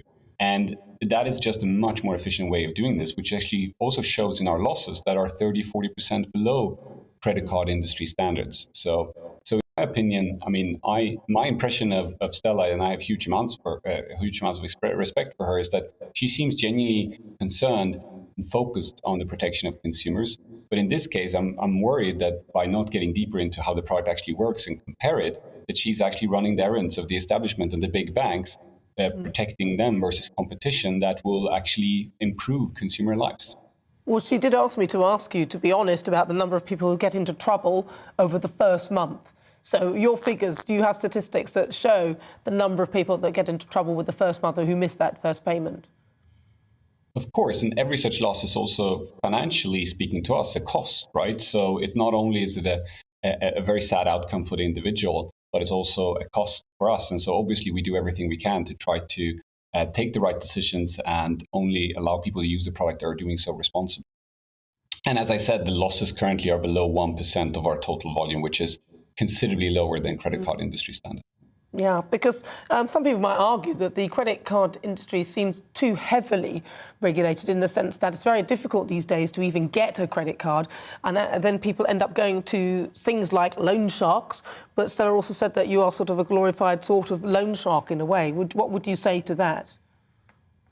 Well, I think it's really wrong. And again, I'm really sad to see her run the errands of the establishment and the big banks doing that. Because, again, I mean, in our opinion, if you look at it, we charge zero interest, no interest. We have no late fees in the UK. And if you compare that to your standardized credit card, it's much more expensive. And that's why merchants are promoting us, because they are actually seeing consumers rewarding them by more sales through the fact that they're offering something that is better than the credit card. And, I think by now, as I look at the fact that there's 17 million users of Buy Now Pay Later in the UK, I'm asking myself, are we really saying that all of these 17 million people are off, that they don't understand their economy? I mean, that's just not my impression. I spend tons of time speaking to consumers myself. And what I'm hearing are people that are really smart, they're educated, and they're very tired at the legacy incumbent banks and their fees and their overdraft fees and their interest rates on the credit cards and the revolving products and all these things, of all the dirty tricks that banks have posed on them. And they're looking for alternatives. That's why they're using these products. So I don't think the comparison with the loan sharks is fair, because I think, if I remember, one guy was like 5,600,000% or something like that. While this is a product that looks very, very differently. That doesn't mean that we don't have a responsibility. We obviously need to continue, work on behalf of the consumer and make sure that consumers understand our products and use them responsibly. But I think it's an unfair comparison if you look at the actual product and the facts. Even the fact that Stella mentioned that, we don't know if you're borrowing from somebody else. That's actually true, but that's true for credit cards as well. And it's been true for decades. But it's not entirely true for Klarna anymore, because we offer today consumers the ability to share their banking data with us in an open banking setup, which actually allows us to be even smarter about the underwriting and really check if you are using other services. And consumers do that willingly because they see that we can provide them a better service if they do so. Well, for you to double your customer base, you must be offering something that people want, and not everybody will do the wrong thing. A lot of us will use those things and use them as they're meant to be used. What happens, though, if people can't pay those? So what's the procedure then? Well, similar to what, on a credit card, if you don't pay your credit card bill, eventually we obviously will look into whether we need to go down kind of the collections route or some other route. But we are obviously very mindful and careful in how we apply that. Yeah. So what happens then? Because so if somebody doesn't pay, is it letters, and how long have they got? Yeah, it's letter and calls from us, and we try to solve it. I've seen recently beautiful tweets from consumers saying how we've helped them in such situations. But eventually, at the very end, we might have to, give this over to a collections agency at that point. But it's not always something we do, but occasionally we do. Similar to what a credit card or other types of lenders would do. But again, we're very mindful of that, and we're very careful to work with providers in that area that are very serious and do that in a good way. And presumably the debt collection agencies charge interest. So I'm presuming they are. They may sometimes charge fees. That's correct, yes. Yeah, I was going to say, because it could be quite misleading then if you say to people if they're making payments that Klarna doesn't incur interest, but it is the debt collector companies themselves. Sebastian, thank you so much for joining me. That's Sebastian Siemiatowski. He's the CEO of Klarna. Coming up is our Great British Debate this hour, with the UK arguing with France and the ink still wet on the new trade deal with Australia. Do we really need the EU?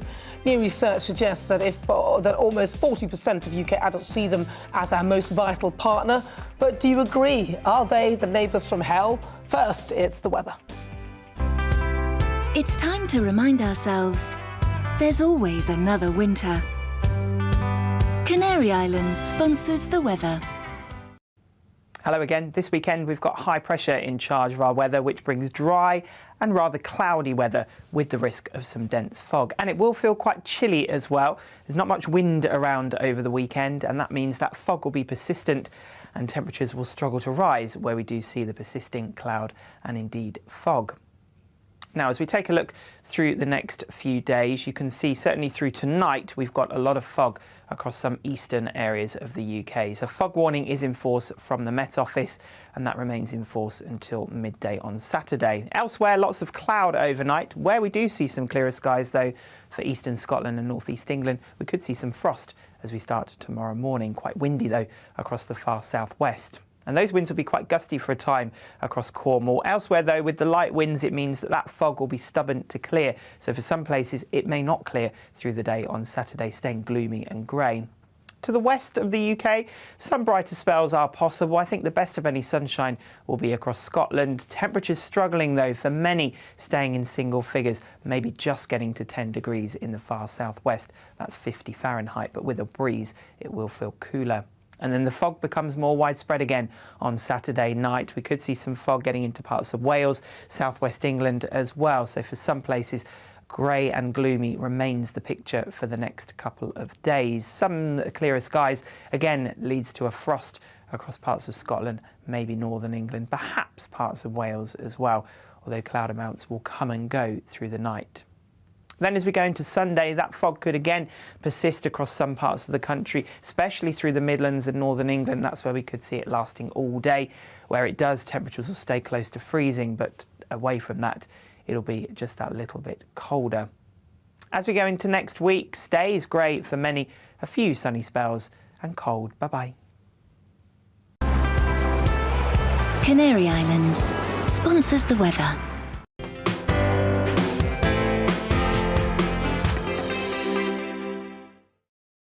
You're watching GB News live across the UK and the world on our digital stream. GB News is Britain's news channel. We are the UK's home of discussion and debate from all perspectives. We are here for you. Don't forget to join our YouTube community by clicking on that subscribe button. And if you want the GB News app, you can click and catch up on programmes anytime. We love to hear from you, so email us. gbviews@gbnews.uk. Thanks for being part of the GB News family. My name is Andrew Doyle. Join me every Sunday evening at 7 p.m. for Free Speech Nation. This is a show where we address current affairs and news stories of the week with the help of two wonderful comedian panellists. I brought in comics because I want to give it a lighter edge, and also they work for less. See you there.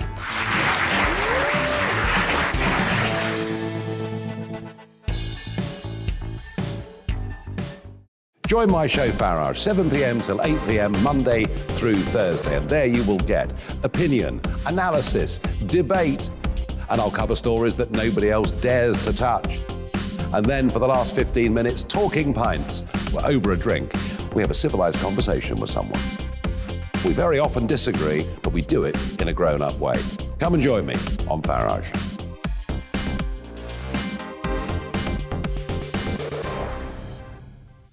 I'm Colin Brazier. I've reported from more than 70 countries around the world, covered wars from Afghanistan to Iraq, from Lebanon to the Balkans. I'm trying to bring that experience, that feel for events, to the studio. And something else, I'm ready to give an opinion.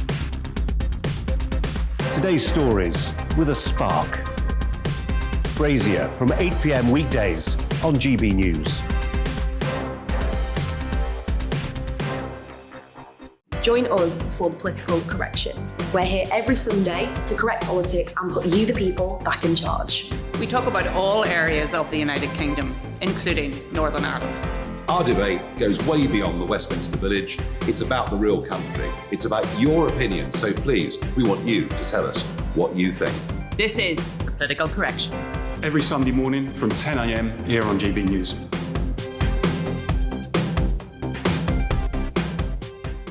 You're watching GB News live across the UK, the world, and our digital stream. GB News is Britain's news channel. We are the UK's home of discussion and debate from all perspectives. We're here for you. Don't forget to join our community by hitting the subscribe button. And download the GB News app so you can click and catch up on programmes anytime. We love to hear from you. Email us at gbviews@gbnews.uk. Thanks for being part of the GB News family.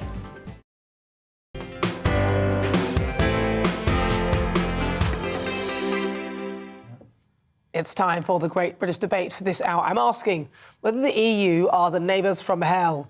Apparently, many Brits don't think that, according to a new report from the European Council on Foreign Relationships. 39% of us see the EU as our most vital partner.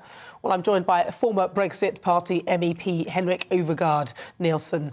Firstly, Henrik, welcome to the programme. Thank you very much. Now, I want to ask you, is the UK to blame for the current poor relationships with the EU, in your opinion?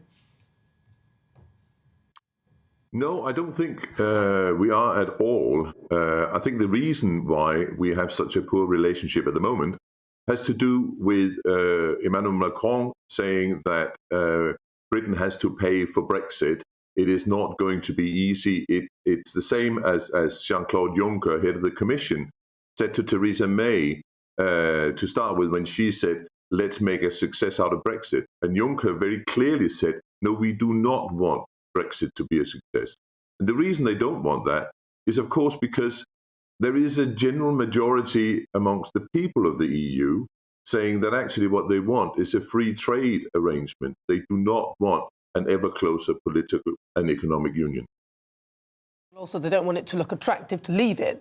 Otherwise, then other people might choose to do the same thing as well. Do you think, then, that the EU should be our closest ally, simply because they are sort of our closest ally, as in next door to us? Well, I think we should try and be as friendly as possible with the EU, but with the idea that Britain will have to pay and Britain will have to suffer because of Brexit, then that makes it a little bit difficult. And obviously there will be problems. There's problems in Northern Ireland. There's problems about the fishing. There are problems abound. And then when you look at this report that comes out, I mean, if you look at the report that has just come out, it reminds me a bit of Mandy Rice-Davies in the court case with Lord Astor, saying, well, he would say that, wouldn't he? I mean, if you look at the foundation that has come out with this report, the head of the foundation is a pupil of the European School in Brussels. There are the vice chair of the foundation is a former MP and minister for the most Eurofederalist party in Denmark. And part of the board is Helle Thorning-Schmidt, who is former Danish Prime Minister. But before she became former Danish Prime Minister, she was a member of the European Parliament. She's also married to Stephen Kinnock, and which means that her mother-in-law was a member of the European Parliament, and her father-in-law was a member of the Commission. So, I mean, what they are trying to do is paint the EU in the most positive light they can ever do. So, yeah, they would say that, wouldn't they? Well, what about France, though? Do you think we should be sort of more conciliatory towards them with regard to the crisis in the Channel? I think it is a question of negotiations, and I think that if France wants to punish Britain for Brexit, then we have to play hardball now and again, and that is what is happening.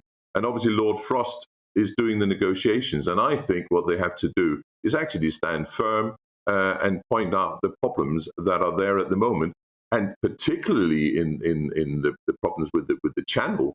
is it's not going to be solved unless Britain and France actually sort things out. I think it's a problem for France as much as it is for Britain as well. And it's in both countries' interest to sort it out.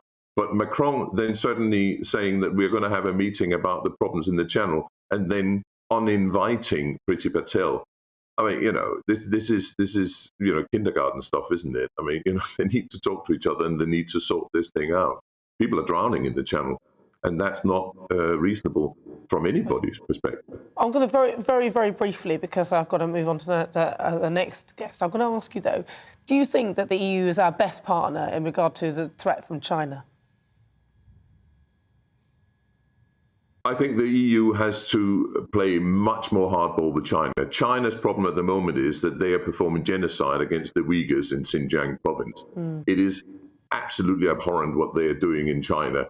And I think we really need to stand up to it. I actually personally think that we as consumers need to stop buying things from China. I'm trying to stop buying things from China, but trying to find things that are not produced in China sometimes is now impossible. It is pretty tricky. Henrik, thank you so much for joining me. Henrik Overgaard Nielsen, former Brexit Party MEP and former chairman for the General Dental Practice Committee. I'm now joined by journalist and author Martin Fletcher, who has a different view to Henrik. Martin, welcome to the programme. What do you think? Is the EU a neighbour from hell?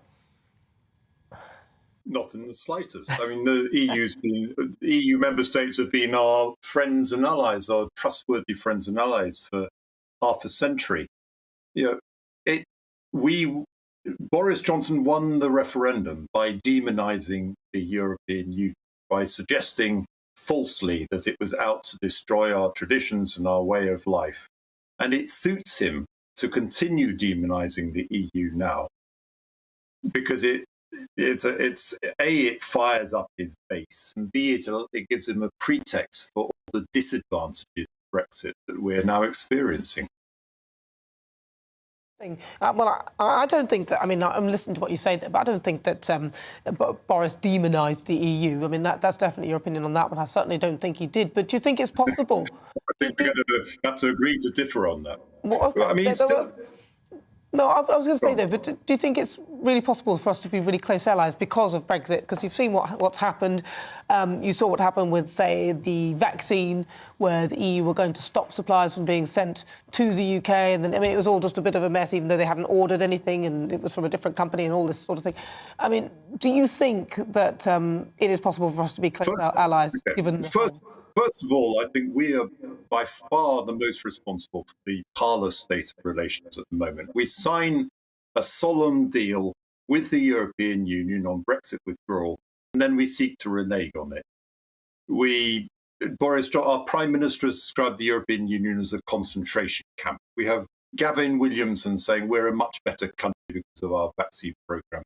You have Boris Johnson engaging in puerile spats with Macron, saying donnez-moi un break. Yeah, it's rubbish. Secondly, yes, the EU are probably playing hardball, but politicians are paid to foresee the consequences of their decisions. What did we think they were going to do? Did we think they were going to let us have all the advantages of being a member of the club without actually being a member and paying our dues? Of course they weren't going to. Of course they were going to fight to protect the core values of the European Union. They were going to fight to protect the single market. Instead of which, we had our politicians during the 26th referendum promising these sunlit uplands, promising that we could have our cake and eat it. It was populist fish. We have a con man of a prime minister. It amazes me that this is not more obvious to people. Well, obviously Boris isn't here to defend himself on that one, and but I hear what you're saying, Martin. Martin, thank you so much, because we're running out of time. That's Martin Fletcher. He's a journalist and author. So what do you think? After the break, I'll get my panel to take on this great British debate and more of your thoughts as well. But first, let's get an update with your latest news headlines.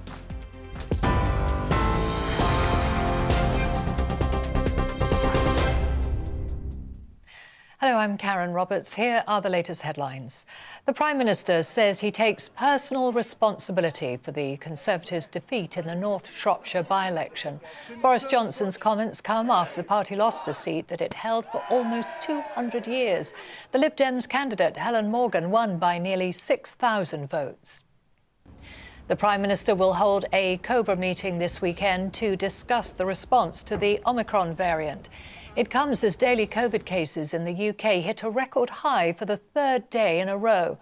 More than 93,000 cases were reported in the past 24 hours, the highest daily total since the pandemic began. Police have confirmed the 4 young boys who died in a house fire in South London were home alone. The 2 sets of twins, aged 3 and 4, were treated at the scene before being taken to 2 hospitals, where they were later pronounced dead. A 27-year-old woman has been arrested on suspicion of child neglect. The father of murdered toddler Star Hobson says he's devastated by his daughter's death. Jordan Hobson says he'll never recover from the callous and cruel way in which she was taken from him. Savannah Brockhill, who is the former partner of Star's mother, was jailed for life with a minimum term of 25 years for her murder. And rail passengers will be hit by the largest fare rise in nearly a decade. The Department of Transport has announced an increase of 3.8% from March the 1st. I'll be back at the top of the hour with a full news update.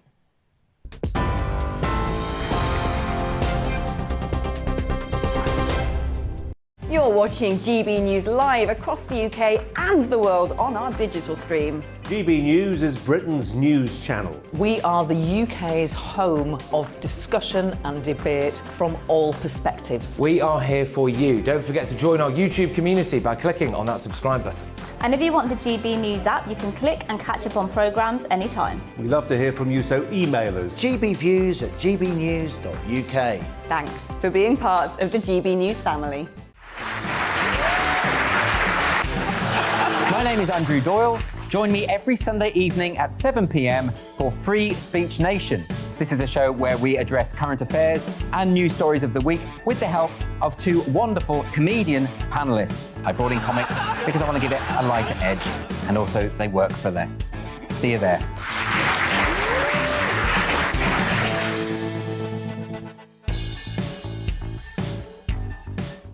Join my show Farage, 7 p.m. till 8 p.m. Monday through Thursday, and there you will get opinion, analysis, debate, and I'll cover stories that nobody else dares to touch. And then for the last 15 minutes, talking pints. We're over a drink. We have a civilized conversation with someone. We very often disagree, but we do it in a grown-up way. Come and join me on Farage.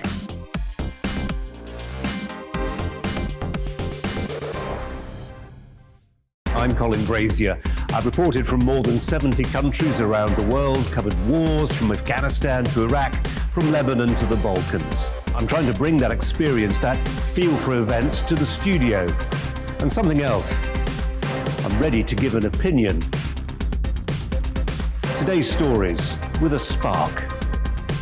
Brazier from 8 p.m. weekdays on GB News.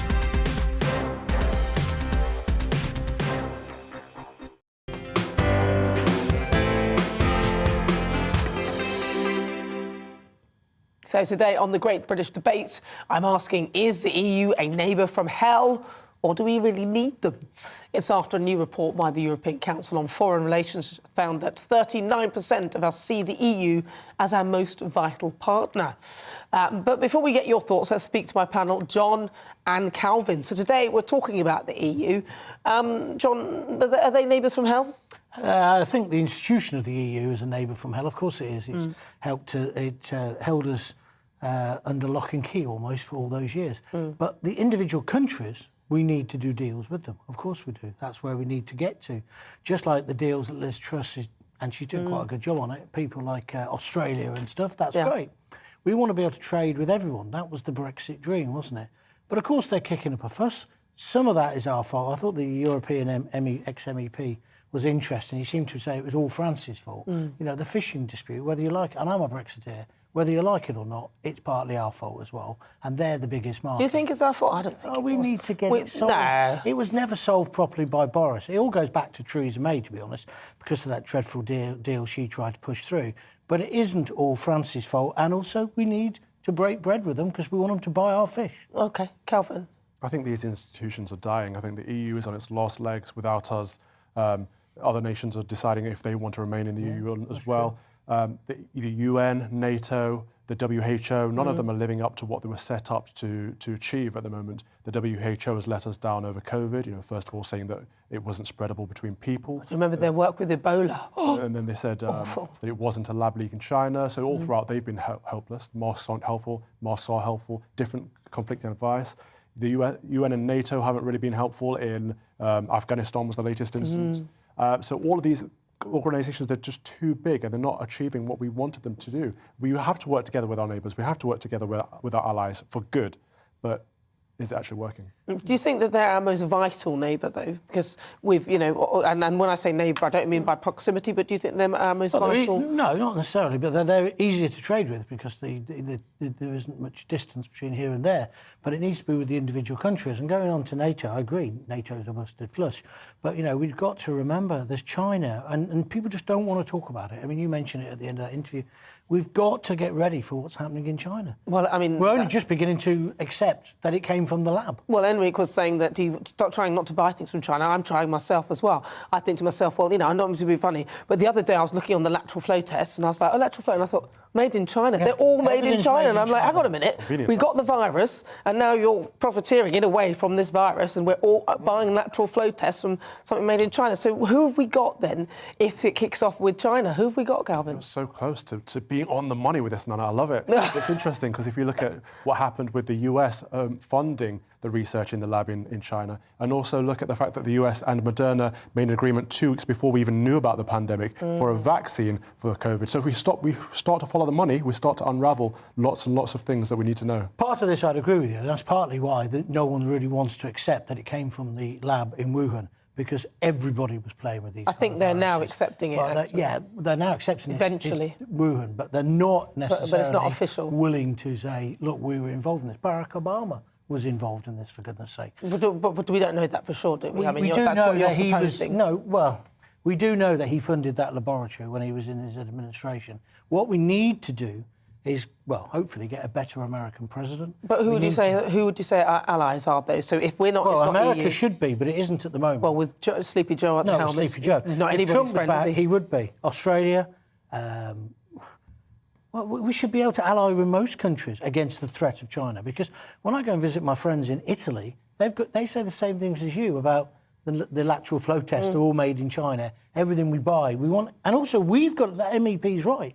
We've got to look to ourselves. We can't just carry on buying everything for £1 and not understand how that's happening. You said a few weeks ago about, we had a debate, didn't we, about would you buy British for Christmas? Absolutely, if I could find something. So hard to do. You can't find anything that says that was purely made in Britain, and then there's all these different ways it is made in Britain, but it isn't really. But we need to focus on China. So what do you think then, in terms of our relationship with the EU? John talks about individual countries and, but our relationship, how would you see it evolving as us, relating to it as a bloc? I think they've played hardball for a long time because they didn't want us to be a success story. They didn't want to see the Brexit story work and other countries follow it. But it's too late for that now. We've left. We've made a success of Brexit in several ways. And from now on, it's about rejoining, as in creating those relationships to work together with the EU, as well as the separate nations. But the EU as an institution, it's time for them to move past Brexit and get to a point where we can have an established trade deal, established relationships with the EU as an institution going forward, as well as with our other, the Commonwealth is much neglected, and we've got stronger histories with the Commonwealth. We should be working there first and foremost as our strongest allies. Do you see the EU as something that will survive? No, not at all. I wouldn't give it a decade at this point. Yeah, to be honest. Yeah. It's collapsing from the inside. inside. They know that as well. They know that's a problem. They know they've got a problem with parts of Spain, with Italy, of course, some of their newer members, the Eastern, what we used to call the Eastern European countries. So yeah, it's a busted flush. It's in a bad position. But we do need to show, and I'm a Brexiteer, on the fishing one and on the Northern Ireland Protocol, we were part of the problem. We need now, they are playing hardball with us, Calvin's right, but we need to come to them a little bit as well to get a deal, because it can't carry on like this. But a lot of people will look at this and say, but that's slightly unfair, because actually Northern Ireland was always part of the United Kingdom. It was only because we struck this trade deal that then there was an advantage in respect of how things would be trading between Northern Ireland and the EU. But if we come out of that, there should be some sort of return. We shouldn't have to go through this fight. It should be quite. It should have been quite sorted straightforward. out within the agreement, but it wasn't. But it feels like they're actually prepared to take away a part of the United Kingdom, because that's how I feel that will end up. No, I don't think it will. I think we need to get to the table. We need Georgia or not war.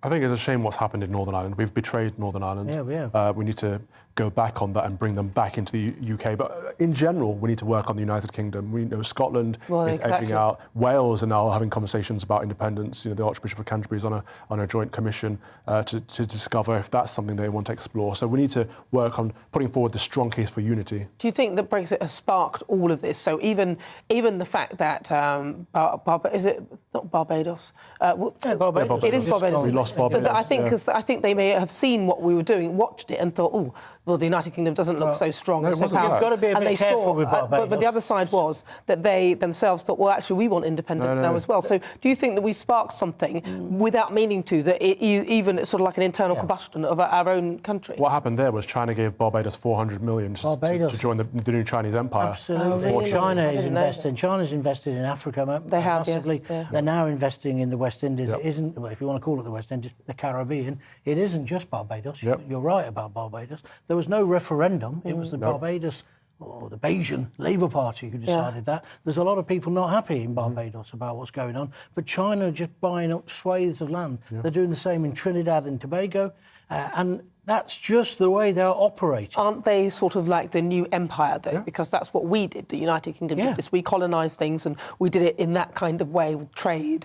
And and now, so now China are going ahead and doing it. I mean, that's what's happening, isn't it? Yeah, but they're a totalitarian state. But we they're also, as the MEP said, put 1 million Muslims into concentration. Yeah, no, that's not acceptable. But what there's a lot wrong with our empire, but we're not quite China. Yeah, but the problem with this is, though, that we don't really have any allies. What have we got against? There's nothing we can do. So the only people that were willing to stand up to China was the US via Trump. They got rid of Trump. That's partly why Trump's gone. Biden's in China's pocket, and now there's no state big enough to stand up to them. We don't. We're still investing Chinese 5G systems in our country and all of that. We're still going along with things. Well, they have bought a lot of our country as well, haven't they? They've bought a lot of different industries and buildings. And most of our shopping centres, our shopping malls, and they're buying swathes of residential property now. And if there is a recession soon, if there is, they'll buy up all that as well. I mean, what do we do? I mean, because ultimately, what do you do? Let's see what people pray are thinking. that Donald Trump gets re-elected. That's what you need. Well, in a way, I mean, today, though, I'm asking, is the EU a neighbour from hell, or does the UK need them? Lots of you have been getting in touch with your views. Nessa says it's our closest market. It's where more Brits go on holiday and a large number of Brits live. Just wait until full impact of leaving the single market and customs union is felt next year. Raj says we do need them. They're the UK's main trading partner. Brit says we could definitely cope without it, but it helps us with our trade and commerce, but it's not essential. Alf says there's no need on our side for the EU. It's a one-sided relationship. After all, we buy all their products. We've also got a poll asking whether you think that is that very question. 13% of you say, yes, we need the EU, whilst 87% of you say, no, we don't. You see? Because I kind of slightly agree with that. What do you think? Would you go along with that? Yeah, I think so. When we left the EU, and the battle was about getting our sovereignty back, we've got that. There is a couple of problems like Northern Ireland. However, it wasn't to never trade with Germany or Spain or even the EU as a bloc. They don't want to do it with us at the moment because they're trying to punish us. But we've got to obviously trade with them. And the fishing is the prime example. Most of the shellfish that we catch, go straight to Spain or to France. So we've got to try and get to that position. Of course, we've got to trade with them. Yeah, we've betrayed our fisheries as well. That's another area, just like Northern Ireland. We should take back our waters completely, make entirely new negotiations with the European Union or the member states if they want to do it individually. But our fishermen in the United Kingdom should get precedence over our waters. The problem is there's loads of boats which aren't British, but are registered as British and are actually Spanish and French. It's a very complicated issue. Well, they have these massive trawlers, don't they? Yeah, they do, yeah. Well, you know what? That's all interesting stuff. But now it's time for our quick fire debates, the part of the show where we look at some of this week's stories and we discuss them. Right, so we're going to start things off with Genderless passports. They will not be introduced for UK citizens in the near future. These X-passports were suggested as a way for individuals who do not identify with any gender to have that recognised. But the Supreme Court has concluded that the purpose of a passport is to record an applicant's gender as a biological detail, which can then be used to identify them. So let's see what the panel make of this, John and Calvin. Let's go with Calvin first. Genderless passports. Look at that. Biology means something. Gender means something. Who would have thunk it? You cannot just make it up and say, I identify as a cauliflower today. I think it's spot on for the Supreme Court to say this. A passport is your official identity, it's your biological identity to prove what and who you are for very important reasons, such as citizenship and crossing borders, and it makes sense. I'm all for people living their lives however they see fit. If people want to identify as whatever they want, that's up to them, but they cannot change facts. What do you think? Genderless passports? I'm absolutely bored to death with this whole sort of agenda. I mean, you know, how many people in the country are calling for this? Hardly anybody. I'm glad the court has made the right decision. And I think the majority of people in this country are just fed up of this kind of absolute nonsense. It is really nonsense. I mean, it's ridiculous, isn't it? It's supposed to identify who you are and biologically what you are as well, to identify you as a being so that nobody can take your identity and to pretend that you don't have a sexual identity. And I mean, it's just, I'm sorry. Right, there was tragic news from Australia this week as 5 children were killed falling from a bouncy castle swept up by the wind. And it's not the first time there have been accidents involving these inflatables. The uncle of Summer Grant, who was killed when a bouncy castle blew 150 metres across a park in Essex in 2016. I remember that very clearly. He's calling for them to be banned. So, John and Calvin, should bouncy castles be banned? We don't have to always go to banning things, do we? I mean, this is a tragic incident. I had a mate who used to have a bouncy castle business in Milton Keynes, and he had people sent out. The most important thing is to train the people who are putting them up and to know when to take them down if the wind comes. I'm not apportioning blame in Australia because I don't know the facts of the case, but it's a terribly tragic case. Kids look... No, I hate them. No, my kids don't like that. No, they're like me. What kind of fun do you have? You hate everything. They hate what I hate. They've got sense. I look at those and I think it's like, you know, when you go, if you're going out with somebody and you're sleeping in the bed and they're a lot heavier than you, you end up rolling to the centre. You've got no control as to the movement. You'll be pushed in and sucked into a vortex.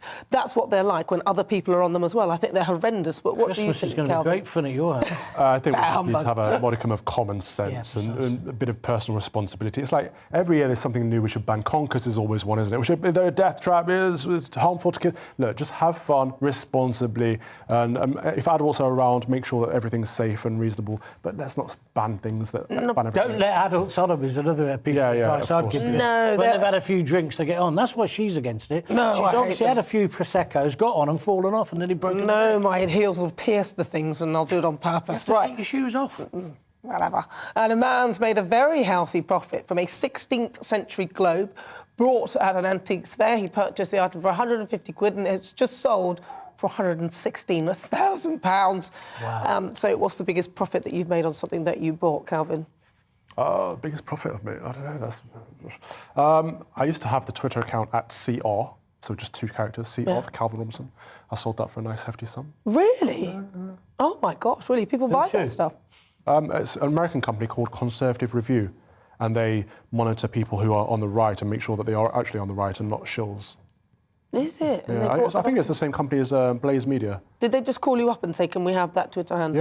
Yeah. This is years ago. And you said it's going to cost you. In fact, I think it's the company that, you know, Candace Owens' show. I think it's the same. Oh, is it? Umbrella company of that, yeah. Oh, that's interesting, Calvin. Wow, that's really interesting. everyone's Come on, beat that, John. Beat that one. You've got nothing, have you? No. He hasn't got anything to sell that's interesting. No, my wife. Not your wife. Oh, God, no. Oh, no. You couldn't afford her. My wife buys stuff and then flogs it again on eBay, and I go mad because I call it junk, you know, little glasses and stuff. She does it with my daughter. And so, yeah, they can make 50, 60 quid on something which I've condemned as rubbish because they bought it for £2 from a charity shop. But that's a good profit if you look at it as they make a massive That's a big old profit. But it's a lot. To make a lot of money, you've got got to do a lot of work, and you've got to do that a lot of times. And buy a lot of rubbish at the same time as well. Well, you've got to know what rubbish to buy, she keeps telling me. Well, that's fair enough. This is how I've been Which I don't think I'll be able to do. I've been asking, does the UK need the EU, or are they the neighbours from hell? And according to a Twitter poll, 13% of you say yes, and 87% of you say no. Well, my thoughts are I kind of agree with you guys as well. I don't think we need them. I don't think we need them personally, although it is useful. They'd be useful if they were going to play ball and do things nicely. That'd be useful. Calvin, you think? Agreed. We should focus on the Commonwealth first and foremost, and Australia, New Zealand, Canada, and then if the EU want to play ball, let's play ball. Yeah, of course. Yeah, so, well, there we have it. Listen, well, it's been a pleasure as ever. We've been talking about so much on the show, and your company has been much appreciated. Now, tomorrow on the show, I know that I have... is Calvin back? I am indeed, yes. Calvin is back tomorrow, and also Yanis Morgan will be joining us again, and we'll be having some fun and asking you your thoughts on all that and more. Well, listen, it's been an absolute pleasure talking to you today. As you know, we're back at 4 o'clock again tomorrow and on Sunday at 4, where we'll be taking all your thoughts on all the big topics of the day. So once again, thank you so much for your company. I shall see you tomorrow at 4. Make sure you join me. But first, let's take a look. It's the weather. It's time to remind ourselves there's always another winter. Canary Islands sponsors the weather. Hello again.